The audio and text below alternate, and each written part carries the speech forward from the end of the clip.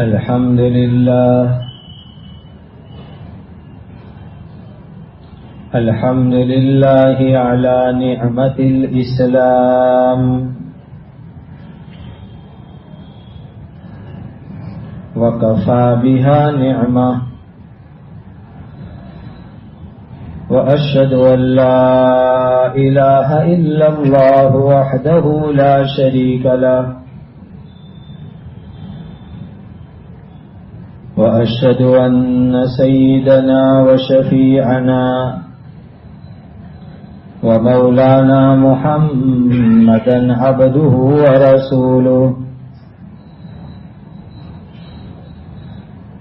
أرسله الله سبحانه وتعالى إلى كافة الناس بشيرا ونذيرا وداعيا إلى الله بإذنه وسراجا منيرا صلوات الله تبارك وتعالى عليه وعلى آله وأصحابه وذرياته وأهل بيته وأهل طاعته وبارك وسلم تسليما كثيرا كثيرا. أما بعد فأعوذ بالله من الشيطان الرجيم. بسم الله الرحمن الرحيم. إن الله عنده علم الساعة وينزل الغيث ويعلم ما في الأرحام وما تدري نفس ماذا تكسب غدا وما تدري نفس بأي أرض تموت إن الله عليم خبير. صدق الله مولانا العظيم.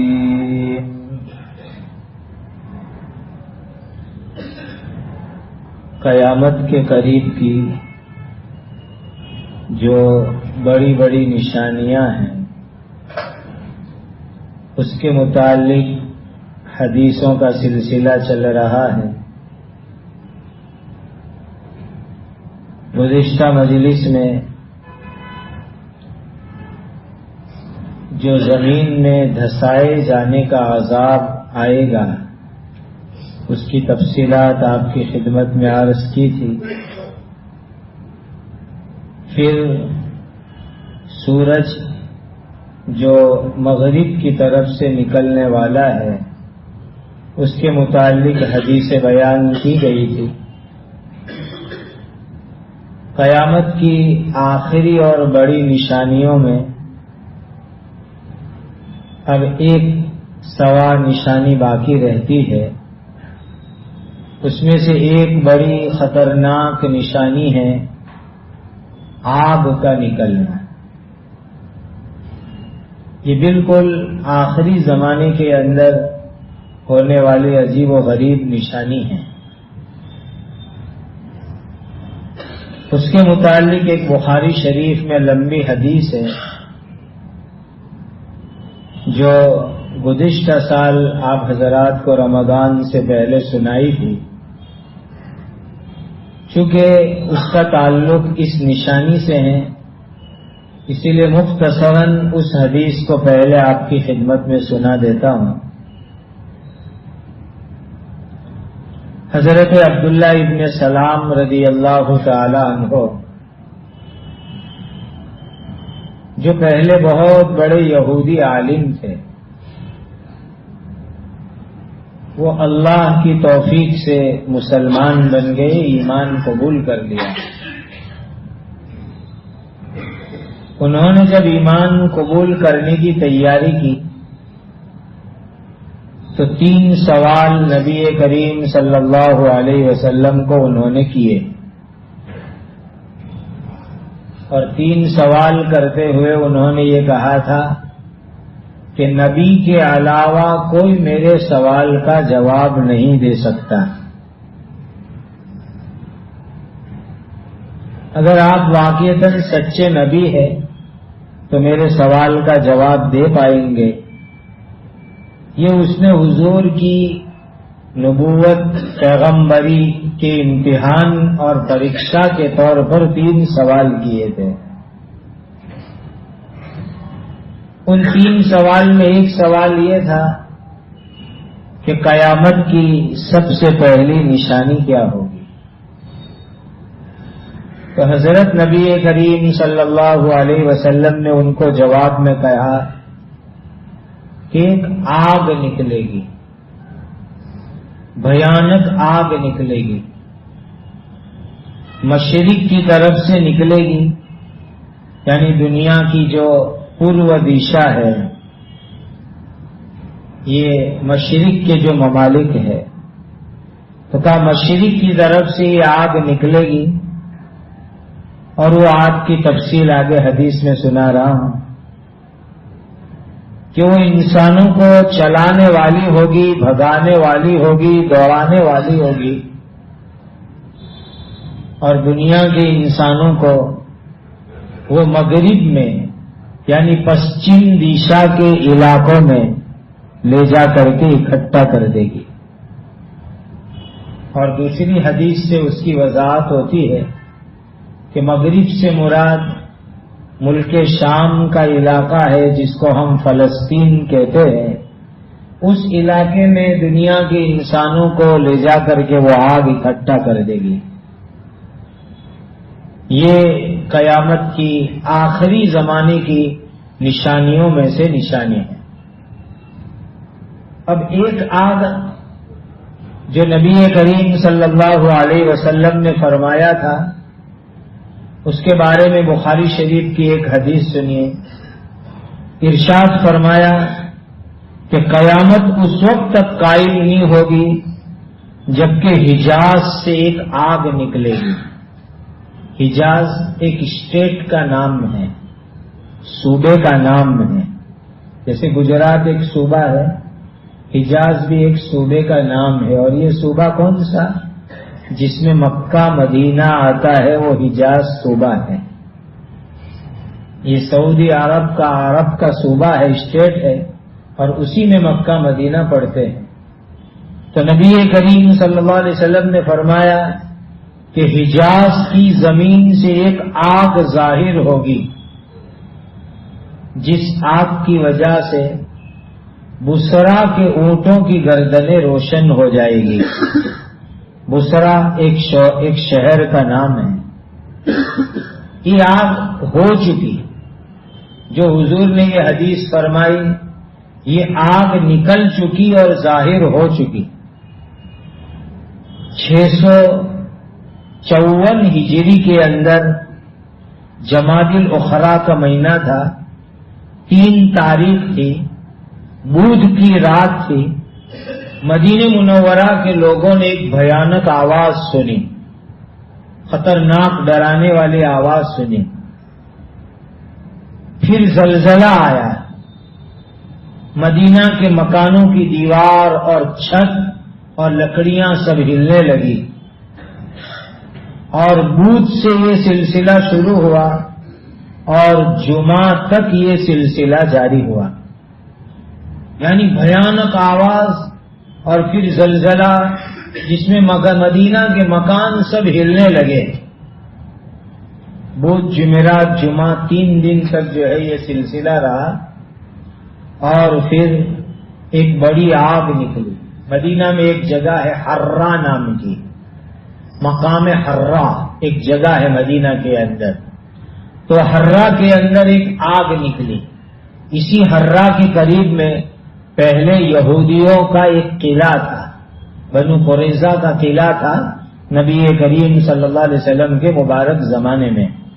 تو وہاں سے ایک خطرناک آگ نکلی، اور اتنی بھیانک آگ تھی کہ مدینہ کی عورتیں اس کی آگ کی روشنی میں بیٹھ کر کے سوت کاٹنے کا کام کرتی تھی، یعنی دھاگے ڈورے بنانے کا کام کرتی تھی۔ حالانکہ چھوٹے چھوٹے دھاگے اور ڈوروں کو پیرونے کے لیے تو بہت روشنی اور لائٹ چاہیے۔ اندازہ لگاؤ یہ آگ کتنی بھیانک اور کتنی خطرناک ہوگی کہ اس آگ کی وجہ سے جو روشنی اور لائٹ پھیل رہی تھی اس کے اندر مدینہ کی عورتیں بیٹھ کر کے دھاگے اور سوت کاٹنے کا کام کرتی تھی۔ اتنی بھیانک آگ تھی، اور پورے مدینہ والوں کو گھر کے اندر بیٹھے بیٹھے وہ آگ نظر آ رہی تھی، اور وہ آگ ایسی بھیانک تھی کہ مدینہ والے یوں کہہ رہے کہ ہم کو ایسا لگ رہا تھا کہ وہ آگ ہمارے بالکل سامنے ہے، بالکل قریب ہے، ایسی بھیانک آگ۔ اور وہ دور دور تک اس کی آگ اور روشنی پھیلی، اور جو ہے لوگوں کو اونٹ کی گردنیں اس کے اندر چمکتی ہوئی نظر آئے۔ تو حضرت نبی کریم صلی اللہ علیہ وسلم نے حجاز سے نکلنے والی اس آگ کے متعلق جو حدیث میں فرمایا، وہ تو بہت سے حضرات کہتے ہیں کہ وہ آگ تو نکل چکی۔ اب ایک آخری آگ لگنے والی ہے جو بالکل قیامت کی تیاری کے اوپر آئے گی۔ ایک لمبی روایت ہے مسلم شریف کی، حضرت حذیفہ رضی اللہ تعالی عنہ کی اس روایت میں ہے کہ سب سے اخیر کے اندر جو نشانی ظاہر ہوگی وہ ایک آگ نکلے گی، سب سے اخیر کے اندر، اور وہ آگ یمن کی طرف سے نکلے گی، یمن میں سے یہ آگ نکلے گی۔ اور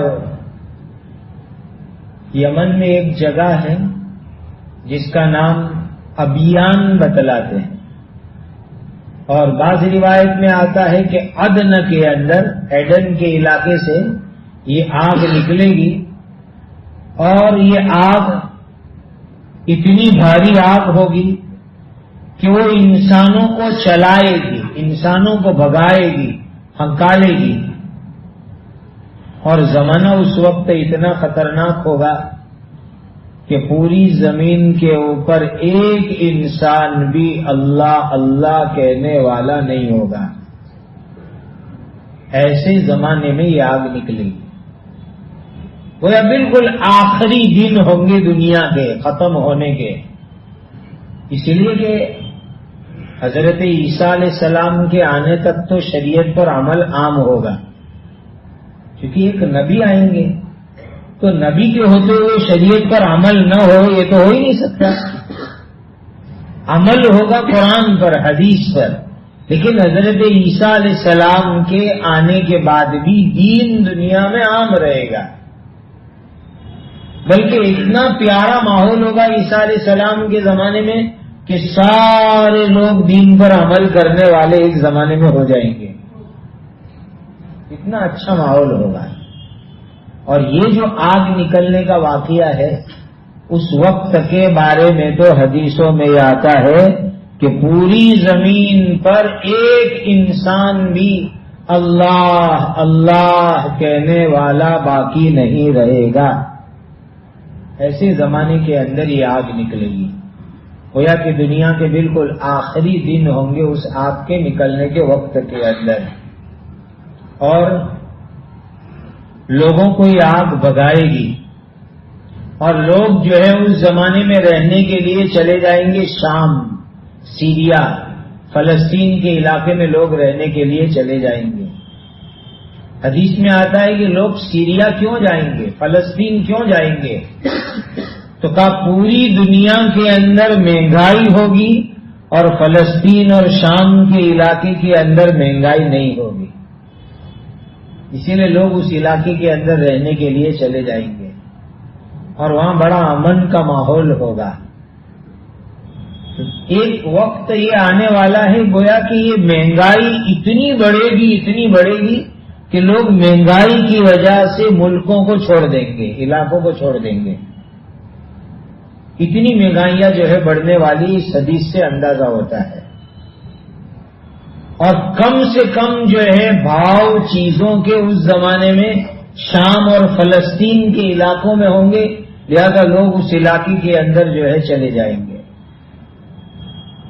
تو یہ آگ ایڈن سے نکلے گی، ایڈن کے نچلے حصے سے یا ابیان نامی علاقے سے، یا یہ کہ جو ہے یمن سے نکلے گی، ہو سکتا ہے دونوں جگہ سے یہ آگ نکلے، اور یہ آگ لوگوں کو بھگانے کا کام کرے گی، اس لیے کہ ایک انسان کی طبیعت ہے، کوئی بھی خطرے والی چیز نظر آتی ہے تو وہ اپنے آپ کو بچانے کی کوشش کرتا ہے۔ اور یہ تو اتنی بڑی آگ کہ آسمان سے نظر آ رہے، آسمان تک اونچی اونچی ہوتی ہو، بلند ہوتی ہو، تو ظاہر بات ہے کہ کون انسان ایسا ہوگا کہ جو خطرہ مول لے۔ ہر ایک انسان کو اپنی جان بچانے کی فکر ہوگی، اور وہ انسان آپ کی وجہ سے بھاگیں گے۔ کیسے بھاگیں گے؟ کہ لوگ یہ سوچیں گے کہ یہ آئی آگ، چلو بھاگو۔ اب لوگ انسان کتنا دوڑے، کتنا چلے، انسان تھک جائیں گے۔ لوگ جب آگ سے بھاگتے بھاگتے تھک جائیں گے تو تھوڑی دیر آرام کرنے کے لیے کسی جگہ پر رکیں گے،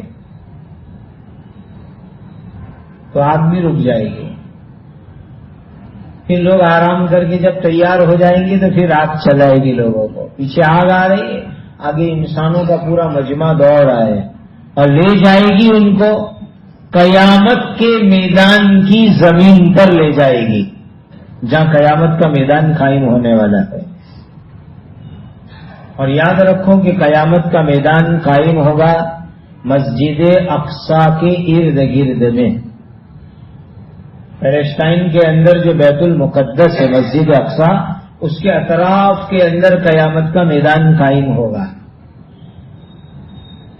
اور دو چیزیں الگ ہیں، اس کو ذہن میں رکھنے کا، مکس نہیں کرنے کا۔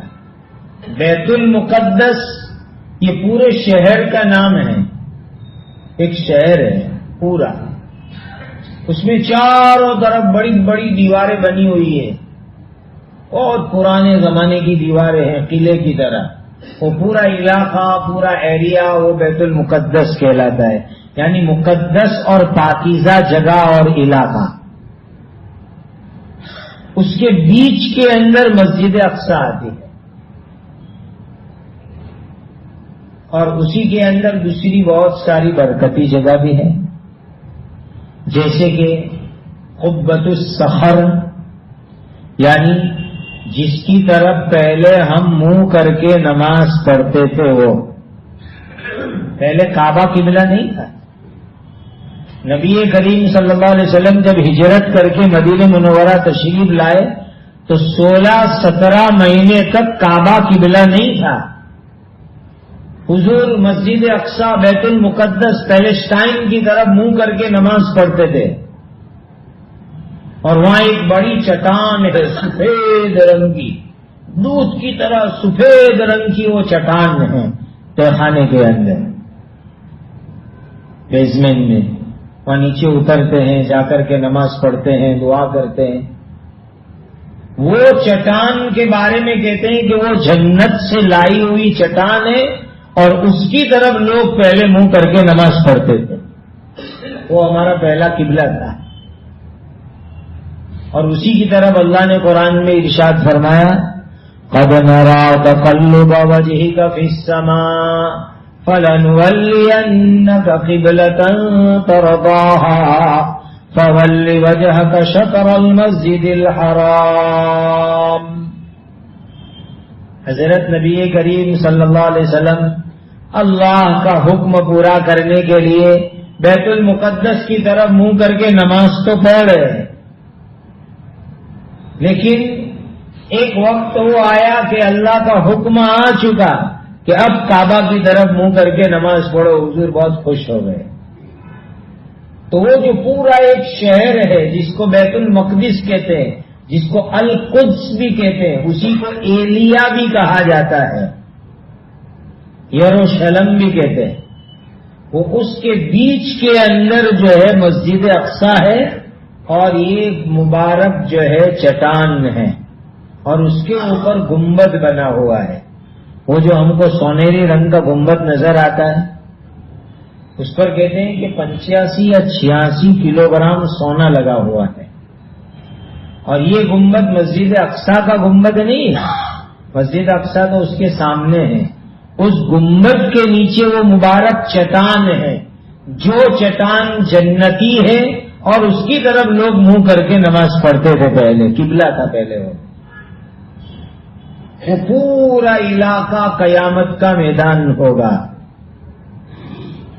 وہاں نشانات بھی بنے ہوئے ہیں کہ اس جگہ نبیوں کی روحیں ہوگی، باقاعدہ نشان بنے ہوئے ہیں، اس جگہ اللہ کے شہید بندوں کی روحیں ہوگی، اس جگہ کے اوپر جو ہے نیک عام امت کے نیک لوگوں کی روحیں ہوگی، ایسے نشانات بھی بنے ہوئے ہیں۔ پھر کچھ آگے جاتے ہیں، کچھ کلومیٹر آگے باہر نکلتے ہیں تو ایک جگہ آتی ہے کہ یہاں گنہگار اور کافروں کی روحیں قیامت کے دن ہوگی، وہ پورا علاقہ قیامت کا میدان بنے گا۔ تو یہ جو خطرناک آخری آگ نکلے گی، وہ آگ انسانوں کو چلا چلا کے بگا بگا کر کے وہاں لے جائے گی، قیامت کے میدان کے علاقے کی زمین کے اندر، اور وہاں لے جا کر کے لوگوں کو اکٹھا کر دے گی، آگ جمع کر دے گی۔ حضرت عبداللہ ابن عمر رضی اللہ تعالی عنہ سے ایک روایت یہ ہے کہ نبی کریم صلی اللہ علیہ وسلم نے ارشاد فرمایا کہ قیامت سے پہلے حضر موت کے اندر ایک چھوٹا سا سمندر جیسا ہے، یا حضر موت شہر سے ایک آگ نکلے گی۔ صحابہ نے عرض کیا اور یہ آگ لوگوں کو اکٹھا کرے گی، جمع کرے گی۔ صحابہ نے عرض کیا کہ حضور ہمیں کس بات کا آپ حکم دیتے ہیں، یعنی اگر آگ نکلے تو ہمیں کیا کرنا چاہیے؟ تو نبی کریم صلی اللہ علیہ وسلم نے فرمایا کہ ایسے وقت میں تم ملک شام رہنے کے لیے چلے جانا، فلسطین کے علاقے میں، شام کے علاقے میں، سیریا میں تم رہنے کے لیے چلے جانا، یہ خود نبی کریم صلی اللہ علیہ وسلم نے ارشاد فرمایا۔ اور ایک حدیث کے اندر تو ایک عجیب بات پڑھتے جس سے بڑا ڈر لگتا ہے کہ اس آخری زمانے کے اندر جو ہے عرب بہت کم ہوں گے، عرب بہت کم ہوں گے۔ اور آج بھی آپ مکہ مدینہ کے اندر دیکھ لو، سعودیہ میں دیکھ لو، تو اصلی عرب بہت کم ہے، اصلی عرب جو صحابہ کی اولاد، تابعین کی اولاد، بہت کم، بہت معمولی تعداد کے اندر۔ یہ تو 100 200 300 سال پہلے جو وہاں جا کر کے بس گئے، اس میں اپنے انڈیا کے بھی ہے، پاکستان کے بھی ہے، بنگال کے بھی ہے، برما کے بھی ہے، وہ سعودی بن گئے، وہ سعودی بنے، عرب نہیں ہے۔ وہ سعودی ہونا الگ ہے، عرب ہونا الگ ہے، دونوں میں فرق ہے۔ سعودی کا مطلب اس دیش کا نیشنلٹی مل گئی، سعودی حکومت کا بندہ۔ عرب جو اصلاً عرب کے رہنے والے، وہ اس وقت پر بھی مکہ مدینہ میں بہت کم ہے۔ اس لیے میں تو وہاں کبھی ٹیکسی ڈرائیوروں کو بھی عربی میں پوچھتا ہوں کہ تمہارا خاندان کون سا ہے، تو اگر واقعی کوئی عرب ہوگا تو اپنا خاندان بتاتے ہیں، اور جو بناوٹی عرب ہے یا جو سعودی لوگ ہیں وہ پھر دھیرے سے کہتے ہیں کہ ہماری اصل تو انڈیا سے یا برما سے یا پاکستان سے یا بنگلہ دیش سے، ہم سعودی ہیں۔ تو حدیث میں آتا ہے کہ عرب اس زمانے میں بہت کم ہوں گے، اور جو بچے کچے عرب ہوں گے وہ مسجد اقصی کے ارد گرد میں رہتے ہوں گے، فلسطین میں رہنے چلے گئے ہوں گے۔ تو اندازہ ایسا ہوتا ہے کہ جو حدیث میں آخری زمانے کے اندر جو بڑی بڑی جنگوں کی بات آتی ہے، تو لگتا ہے ایسا ہے کہ اس میں زیادہ سے زیادہ عرب لوگ کام آ جائیں گے، ان کی جانیں جائے گی، اس لیے ان کی تعداد بہت معمولی اور کم رہ جائے گی، اور وہ جو بچے کچے ہوں گے وہ بھی وہاں عربستان میں نہیں رہیں گے، وہ مسجد اقصی کے قریب جا کر کے زندگی گزاریں گے، کیونکہ آخری دور کے وہ بڑے بڑے حالات سب مسجد اقصی اور اس کے ارد گرد کے اندر جمع ہونے والے ہیں، اس لیے لوگ سلامتی کے لیے وہاں چلے جائیں گے۔ حدیث میں آتا ہے کہ جب لوگ تھک جائیں گے، یعنی جب یہ آگ لوگوں کو بھگائے گی، حضرت ابو ہریرہ رضی اللہ تعالیٰ عنہ سے روایت ہے کہ لوگوں کو قیامت کے میدان میں 3 طریقے سے لایا جائے گا۔ بعض لوگ خوشی خوشی آئیں گے اور کچھ لوگ ایک اونٹ پر 2-2 3-3 4-4 10-10 بیٹھ کر آئیں گے، اور کچھ لوگ ایسے ہوں گے جن کو آگ لائے گی قیامت کے میدان میں۔ بات جیسے پوچھتے ہیں بھائی آپ کو اس پروگرام میں کون لایا؟ کہ میرا دوست لایا۔ کوئی کہتا ہے آپ کو کون لایا؟ کہ میں ایسے اپنے طور پر آیا۔ قیامت کے میدان میں آنے والے بھی 3 طریقے کے لوگ ہوں گے۔ بعض لوگ خوشی خوشی آئیں گے۔ اللہ تعالی ہم کو خوش و خرم قیامت کے میدان میں جمع ہونا نصیب فرمائے۔ اور اس کی سب سے بڑی نشانی ہوگی خوش و خرم جمع ہونے کی، وجوہ یومئذ مسفرہ ضاحکۃ مستبشرہ، چہرے چمکتے ہوئے خوشی خوشی ہنستے ہنستے میدان قیامت کی طرف دوڑ دوڑ کے آ رہے۔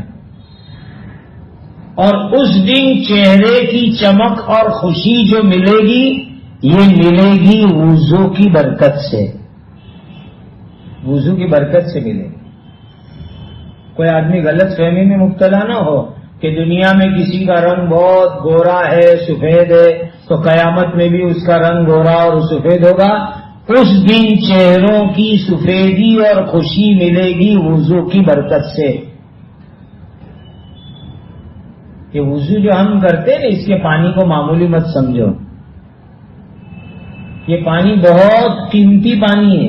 حدیث میں آتا ہے کہ تم نے بسم اللہ پڑھی، نیت کی اور وضو کے لیے منہ پہ پانی لگایا، تو اس چہرے اور آنکھ اور ناک کے اوپر جو گناہ ہے وہ گناہ سب پانی کے ساتھ دھل کے نکل جائیں گے۔ معمولی مت سمجھو اس پانی کو، اتنا قیمتی ہے یہ پانی۔ انسان اپنی آنکھ سے غلط چیزیں دیکھتا ہے، ناک سے غلط چیزیں سونگھ لیتا ہے، لیکن جیسے ہی نیت کر کے وضو کرنے بیٹھتا ہے تو یہ پورے چہرے کے گناہ کو صاف کر دیتا ہے۔ اسی لیے میں آپ کو ایک دعا بتلاتا ہوں، آج ہی سے اس کو پڑھنا شروع کرو۔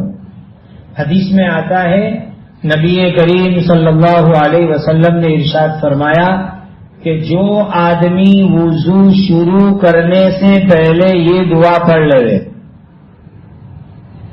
کیا دعا بتلائی؟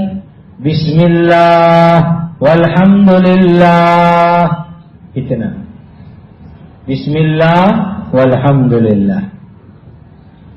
جو اتنی سی دعا وضو سے پہلے پڑھ لے کیا ثواب ملے گا؟ نبی کریم صلی اللہ علیہ وسلم نے فرمایا جب تک اس کا وضو سلامت رہے گا اللہ کے فرشتے مسلسل اس کے لیے نیکیاں لکھیں گے، کنٹینیو لگاتار نیکیاں لکھیں گے۔ فرشتوں کو کام میں لگا دو، فرشتوں کو نیکیاں لکھنے لگا دو اپنے لیے۔ آج کوئی ہم کو یوں کہہ دے کہ آپ 2 گھنٹے تک وضو سنبھال کے رکھو، ہر سیکنڈ پر آپ کے لیے 100 روپے لکھے جائیں گے۔ تو آدمی ڈاکٹر صاحب کے پاس جاوے کہ گیس نکلے ہی نہیں ایسی کوئی دوا دو، وضو ٹوٹے ہی نہیں ایسی جو ہے بھاری سے بھاری دوا دو، ہر سیکنڈ پہ 100 روپے ملنے والے ہیں۔ اور یہ آخرت کا بدلہ حضور نے بتلایا حدیث میں، کتنی زبردست بات۔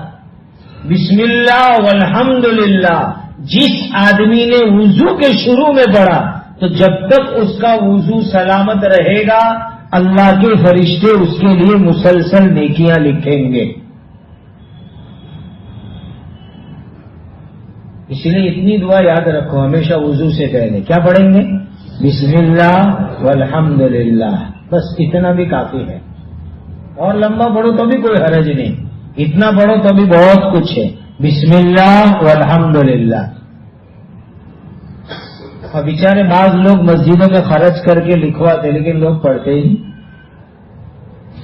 پڑھا کرو یہ دعاؤں کو۔ ایک دوسری دعا بتلاتا ہوں، کہ جو آدمی وضو کر لے اچھی طرح وضو کرے پورے اطمینان سے اچھی طرح وضو. آج یہ بھی ایک بڑی بھاری چیز ہو گئی وضو بھی. بعض لوگ ایسے ہیں کہ وضو میں پانی کا اسراف کرتے، بیکار پانی ضائع کرتے. وضو شروع کریں گے باتیں کرنے میں لگ جائیں گے، پانی جا رہا ہے، ضائع ہو رہا ہے. یاد رکھو مسجد مدرسے کا پانی بیکار ضائع کرنا حرام ہے. حرام لکھا ہے اس کو. جو وقف کا پانی ہوتا ہے مسجد کا مدرسے کا، اس کو ایسے ہی ضائع کرنا حرام ہے. اور اپنی مالکی کا پانی ہو، اپنے خرچے کا پانی ہو تو بھی گناہ ہے اس کے اندر اس کو ضائع کرنا، چونکہ وہ اللہ کی نعمت کی ناشکری ہے. اس لیے وضو کرو، اطمینان والا وضو کرنے کے لیے کوئی پانی زیادہ بہانا ضروری نہیں ہے. اللہ کے نبی صلی اللہ علیہ وسلم کا وضو کتنے پانی میں ہوتا تھا؟ اتنا سا ایک ڈبے جتنا پانی ہوتا تھا، اتنی مقدار میں پورے اطمینان سے حضور وضو کرتے تھے. ہمارے حضرت مفتی محمود صاحب گنگوہی رحمت اللہ تعالی علیہ کو وہاں عصر کی نماز کے بعد وہاں دیوبند میں حضرت کی مجلس چلتی تھی.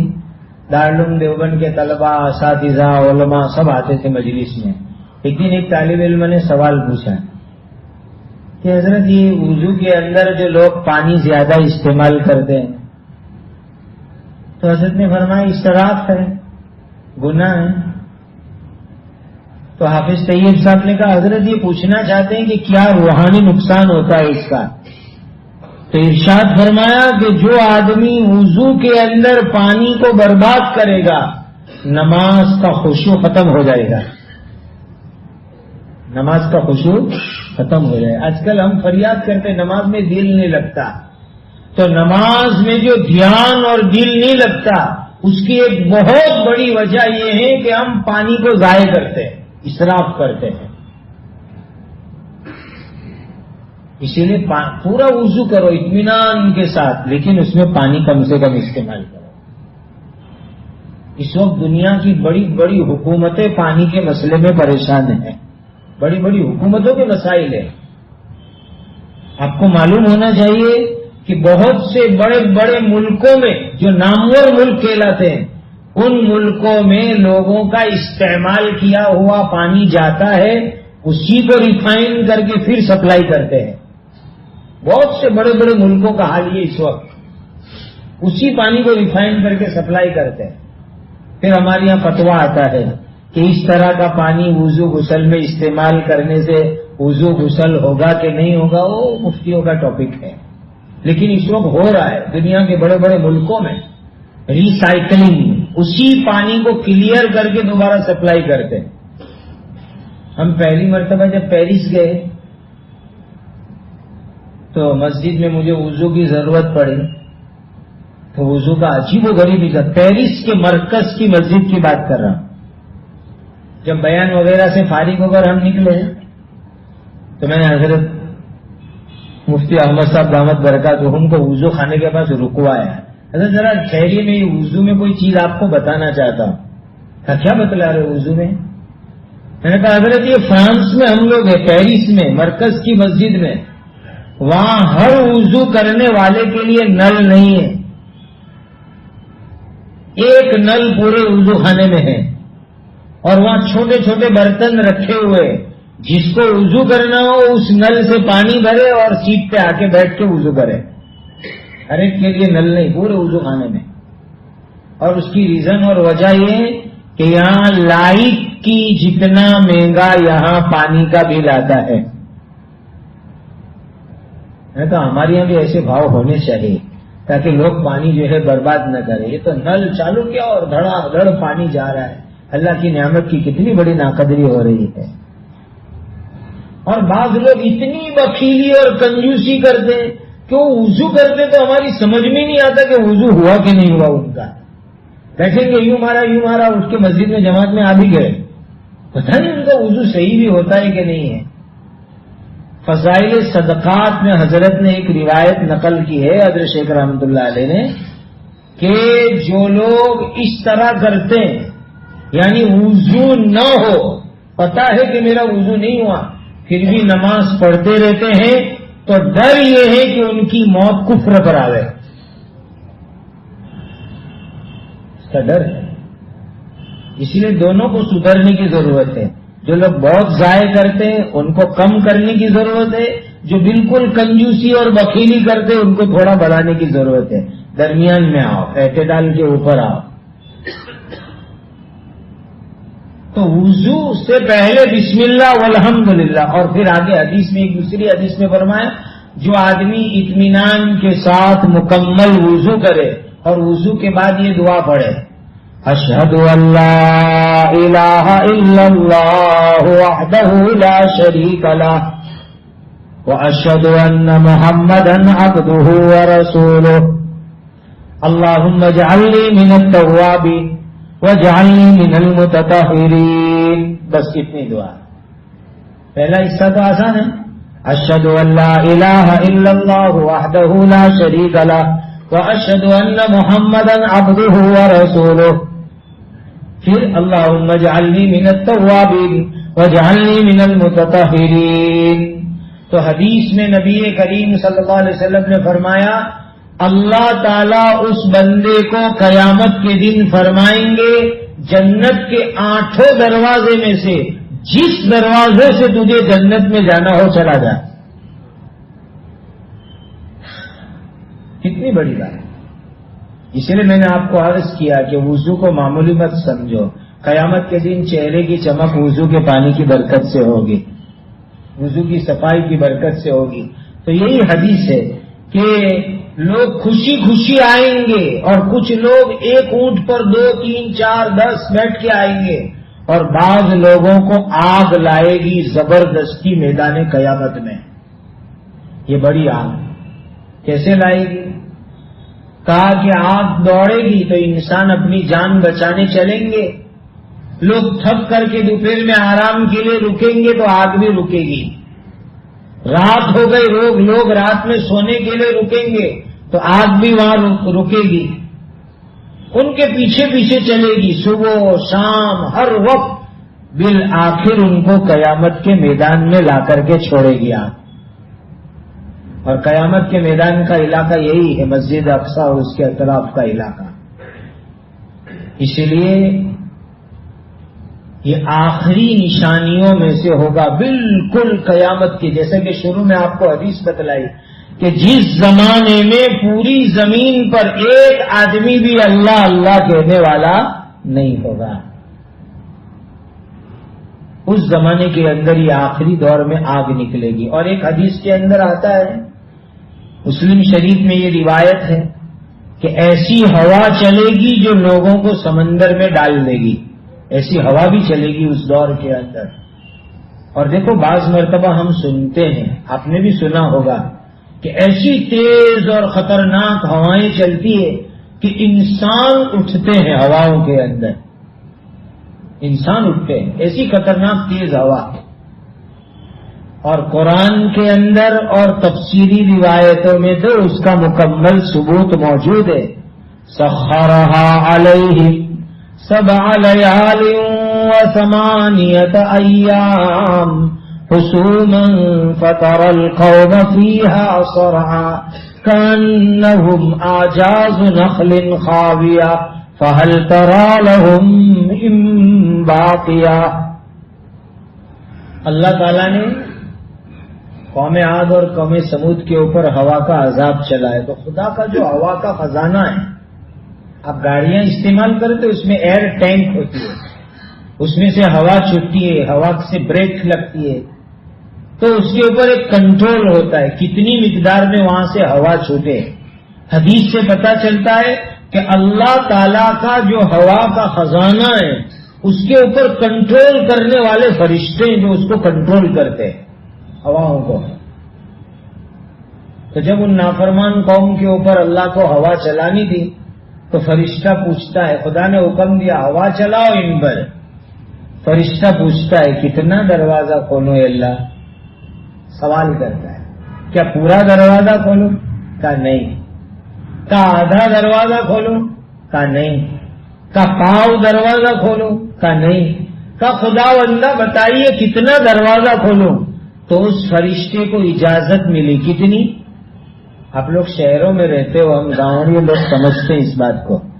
بیل دیکھا ہے, گائے بیل, تو وہ بیل کا جو ناک ہوتا ہے, ناک, اس ناک کے اندر ایک رسی ڈالی جاتی ہے, اور وہ رسی اس لیے ڈالی جاتی ہے تاکہ اس کو بیل گاڑی میں چلایا جاوے. تو کیا بیل کی ناک میں رسی ڈالنے کے لیے جتنا سوراخ بناتے اتنا ہوا کا خزانہ کھولو. خدا کی طرف سے اتنی اجازت ملی فرشتے کو کہ اللہ تعالیٰ کے جو ہواؤں کے خزانے کا اس میں سے اتنا دروازہ کھولو جتنا بیل کے ناک میں رسی ڈالنے کے لیے سوراخ کیا جاتا ہے. وہ فرشتے نے کھولا تو کیا تماشا ہوا, دنیا نے دیکھا. قرآن میں ہے اور ہمارا ایمان ہے کہ بڑے بڑے انسان, طاقتور انسان, اس زمانے میں 90 فٹ کی لمبائی کے انسان ہوتے تھے. 60 ہاتھ, ایک ہاتھ تقریباً 1.5 فٹ کا ہوتا ہے. 90 فٹ کے انسان, 6 فٹ کے تو بچے ہوتے تھے ان کے یہاں, 6 ہاتھ کے, یعنی 9 فٹ کے تو بچے ہوتے تھے. ہوا کے اندر ان کو اچھالا گیا.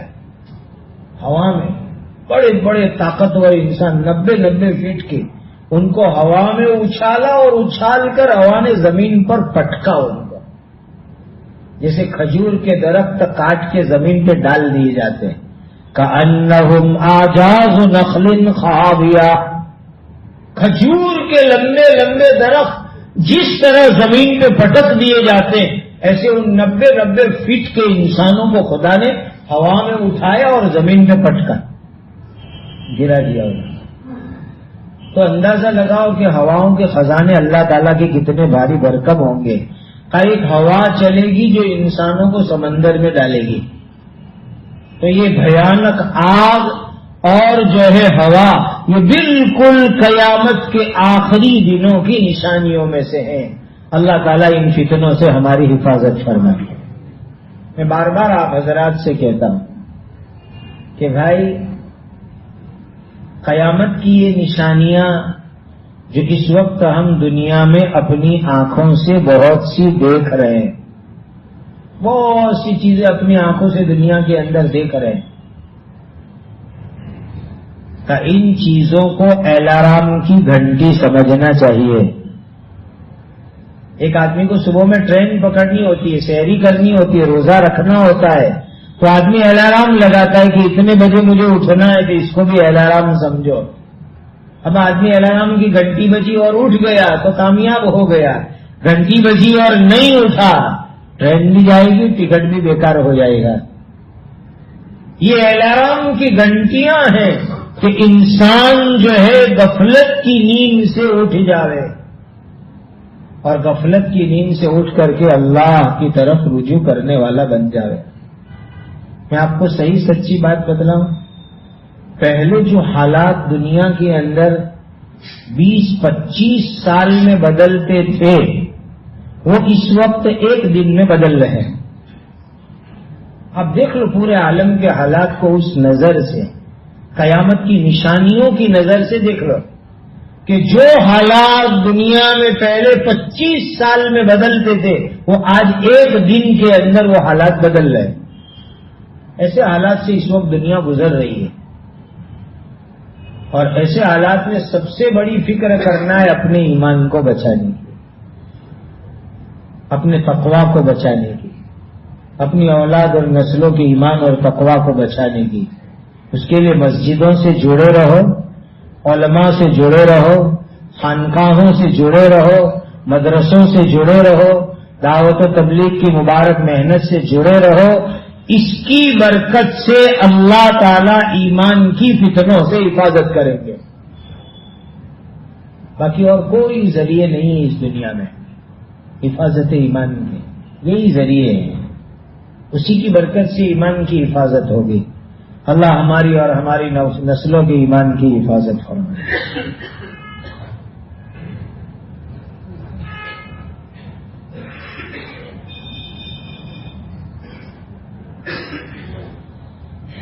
یہ دعا کی درخواست کی پرچی ہے۔ لوارا گاؤں کے حافظ محمد کی اہلیہ کا انتقال ہو گیا ہے۔ اللہ تعالیٰ ان کی بال بال مغفرت فرماوے اور ان کے درجات کو جنت الفردوس میں بلند فرماوے۔ یہ دوسری درخواست ہے۔ ملک پور والے کرام کی نانی کی طبیعت خراب ہے، اللہ ان کو شفاء کاملہ عاجلہ دائمہ مستمرہ نصیب فرمائے۔ درود شریف پڑھ لو۔ الحمدللہ رب العالمین، سبحان اللہ و بحمدہ، سبحان اللہ العظیم، سبحان اللہ و بحمدہ، سبحان اللہ العظیم۔ اللہم صل علی سیدنا محمد وعلى آل سيدنا محمد صلاة تنجينا بها من جميع الأهوال والآفات وتقضي لنا بها جميع الحاجات وتطهرنا بها من جميع السيئات وترفعنا بها عندك على الدرجات وتبلغنا بها أقصى الغايات من جميع الخيرات في الحياة وبعد الممات إنك على كل شيء قدير۔ اللهم اغفر أمة سيدنا محمد صلى الله عليه وسلم، اللهم ارحم أمة سيدنا محمد صلى الله عليه وسلم، اللهم تجاوز عن أمة سيدنا محمد صلى الله عليه وسلم، اللهم اصلح شان أمة سيدنا محمد صلى الله عليه وسلم، اللهم انصر أمة سيدنا محمد صلى الله عليه وسلم۔ ربنا آتنا في الدنيا حسنة وفي الآخرة حسنة وقنا عذاب النار يا ذا الجلال والإكرام۔ ربنا ظلمنا أنفسنا وإن لم تغفر لنا وترحمنا لنكونن من الخاسرين۔ لا الہ الا انت سبحانک انی کنت من الظالمین۔ یا ذا الجلال والاکرام، اے اللہ ہم آپ کے بڑے گنہگار بندے ہیں، بڑے خطا کار بندے ہیں مولا، ہم تو نیکیوں کی شکل میں گناہ کرتے ہیں مولا، آپ ہی ہماری مغفرت فرما دیجیے، آپ ہی ہماری مغفرت کر دیجیے، آپ ہی ہماری مغفرت کر دیجیے۔ اے اللہ ہمارا ایمان ہے کہ آپ کے سوا کوئی معاف نہیں کر سکتا ہے مولا، ایک آپ ہی ہے معاف کرنے والے، آپ کا دروازہ ہے، آپ کا گھر ہے، آپ کی چوکھٹ ہے۔ رب کریم ہمیں معاف کر دیجیے۔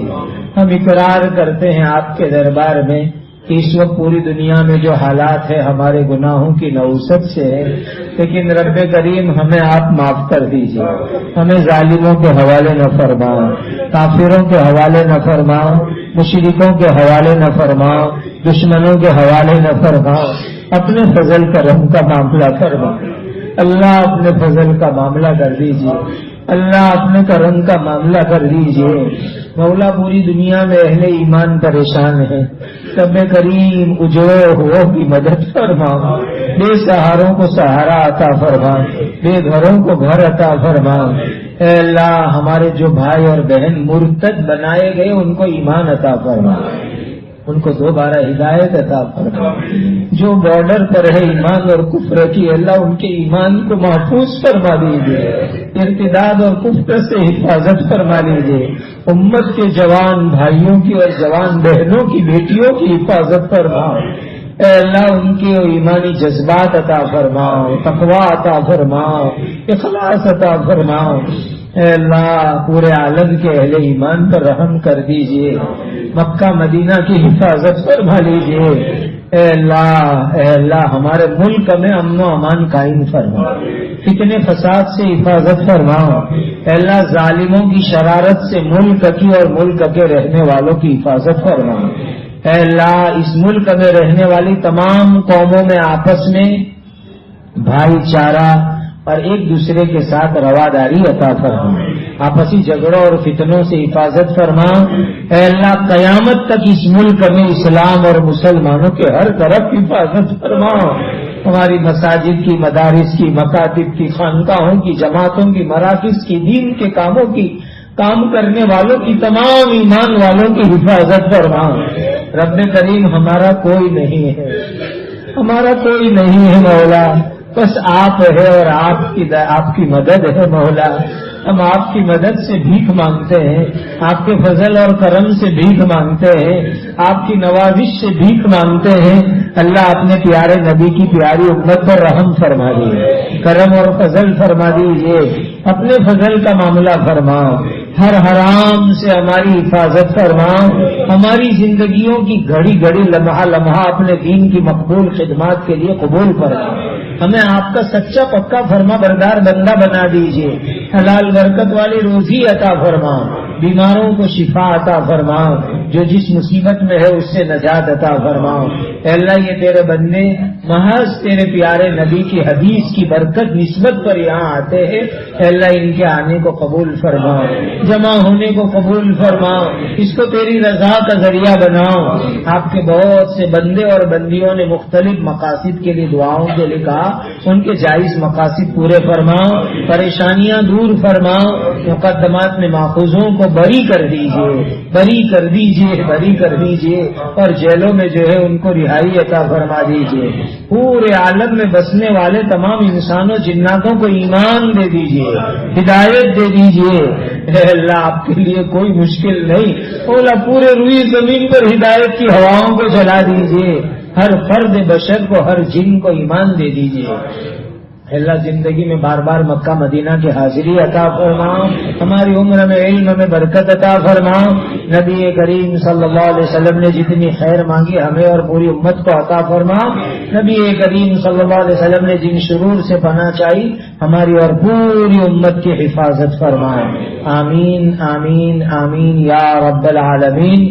وصلی اللہ وسلم علی سیدنا مولانا محمد وعلی آلہ واصحابہ اجمعین. ربنا تقبل منا انك انت السميع العليم. سبحان ربك رب العزة عما يصفون وسلام على المرسلين والحمد لله رب العالمين.